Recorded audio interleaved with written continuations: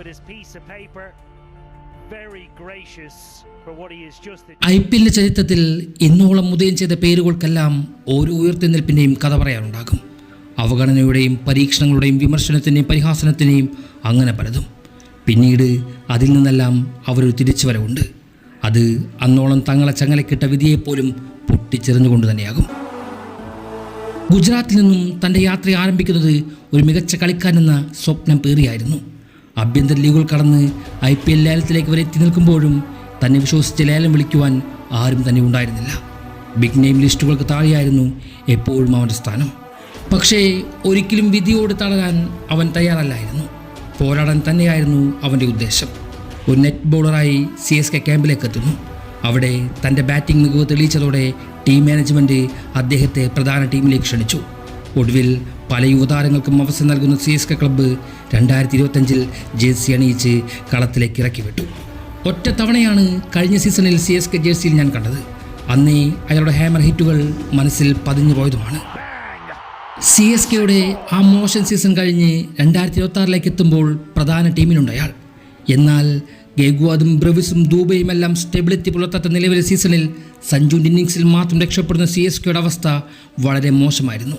പക്ഷേ അത്തരം ചിന്തകളെ ചീന്തിയെറിഞ്ഞ് ഒടുവിൽ താൻ ആരാണെന്ന് ഈ ക്രിക്കറ്റ് ലോകത്തോട് ഉറവിൽ വിളിച്ചു പറഞ്ഞത് വെറും ഒരു ഷോ കൊണ്ട് മാത്രമായിരുന്നില്ല.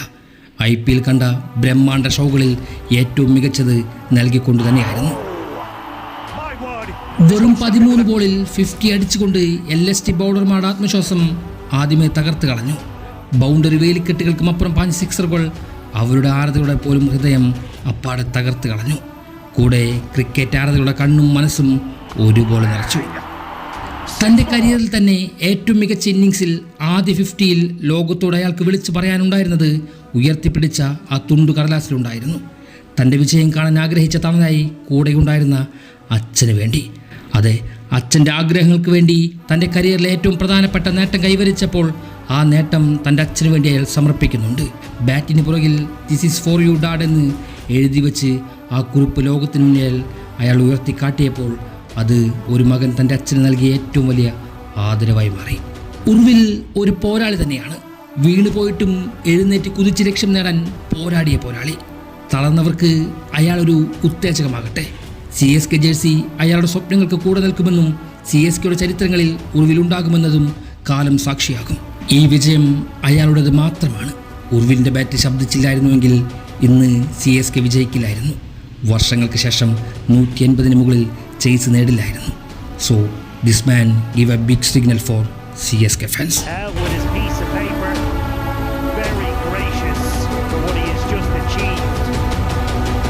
Some notes. Perhaps it was the net run rate. He wants to improve the net run rate. Wasn't thinking about the victory at all.